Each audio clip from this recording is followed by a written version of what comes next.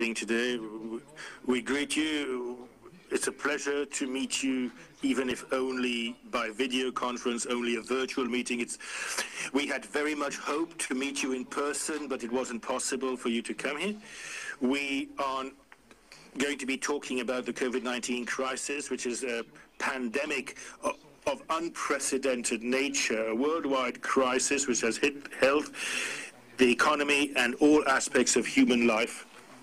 And this pandemic requires a global response, an international response. And I'd like to thank India for the cooperation your country has shown with the EU. I'd like to pay tribute to your role nationally, your mobilization, but internationally, the role you've played multilaterally in combating this pandemic. India and the EU are partners in trade, in investment. We are fully convinced that building on what we already do in this partnership, we can, through this meeting, find a way to find means of intensifying our cooperation even further. This in all areas, including trade and the economy. India and the EU are great democracies. We share common values. We also believe that multilateral commitments needs to be boosted and supported to combat global challenges, whether it's stability, security, combating terrorism, and so on.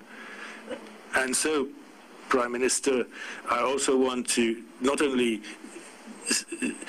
not only very happy to see you in this video conference, but also want to take this opportunity to express the wish to really see this partnership with India as a political one covering multiple facets of our relationships, but is also a stable, structured, essential partnership, a structural partnership. This is how we see it. We also wish to congratulate India for being elected to the UN Security Council for 2021-2022. We are also very happy to welcome you to the leadership of the G20 in 2020, which will actually be the 75th anniversary year of the independence of India. I hope that through this conference we can make even further progress and understand each other even better and strengthen our links even more bilaterally and multilaterally. And I hope that when it will become possible again, when the health situation changes, we will be able to meet personally again too. So this is what I wanted to say by means of introduction. And if I may, I would now like to ask President von der Leyen to take over, and then I would ask you to make your introductory comments too. Ursula, you're next, please. Thank you, Charles, and dear Prime Minister. It's a pleasure to see you again. And I very well remember my visit to India a few years ago. So it's wonderful to see you now. Unfortunately, on screen, I would have liked and preferred to visit you personally. But, well, these are difficult times, and therefore unusual measures have to be taken. I'm very much looking forward to our exchange. Me too, I would like to offer my sincere congratulations on twice on two topics. First of all, indeed, on the positive vote in the United Nations, and secondly, on securing the G20 presidency in 2022. So there is a lot of work ahead of us together. I will not, right for my introductory remarks, go too much in depth because we have a packed agenda. It's a pleasure to see you again.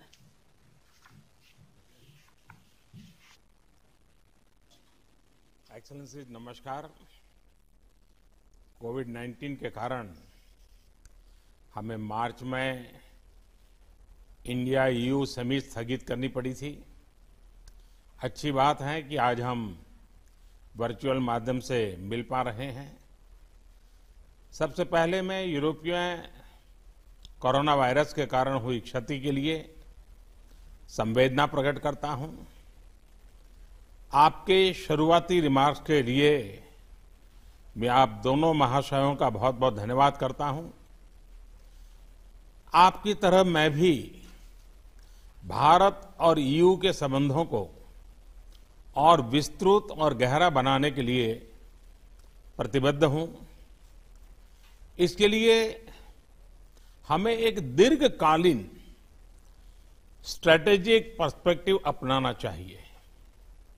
इसके साथ साथ एक action oriented agenda बनाना चाहिए जिसे निर्धारित समय में कार्यान्वित किया जा सके। भारत और ईयू नेचुरल पार्टनर है। हमारी पार्टनरशिप विश्व में शांति और स्थिरता के लिए भी उपयोगी है। यह वास्तविकता आज की वैश्विक स्थिति में और भी स्पष्ट हो गई है। हम दोनों ही democracy, pluralism, inclusivity, respect for international institutions, multilateralism, freedom, transparency जैसी यूनिवर्सल वैल्यूज शेयर करते हैं।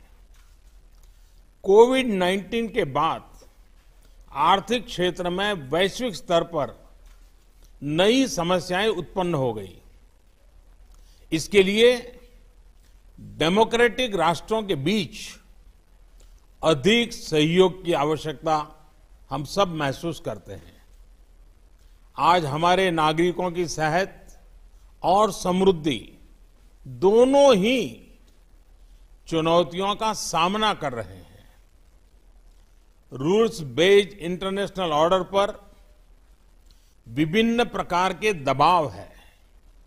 ऐसे में भारत ईयू पार्टनरशिप आर्थिक पुनर्निर्माण में और एक मानव केंद्रित और मानवता केंद्रित ग्लोबलाइजेशन के निर्माण में महत्वपूर्ण भूमिका निभा सकती है।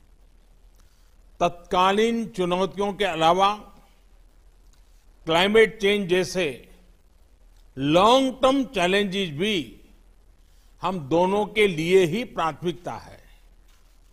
भारत में रिन्यूएबल एनर्जी के उपयोग को बढ़ाने के हमारे प्रयत्नों में हम यूरोप के इन्वेस्टमेंट और टेक्नोलॉजी का आमंत्रण करते हैं।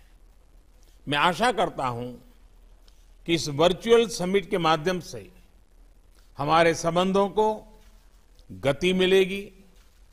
एक्सेलेंसीज, मैं आपसे बात करने के इस अवसर के लिए पुनः प्रसन्नता व्यक्त करता हूं। अब मैं हमारे अगले एजेंडा आइटम कोविड-19 के खिलाफ हमारे रिस्पांस पर अपने विचार रखूंगा। एक्सेलेंसीज, मेरे विचार से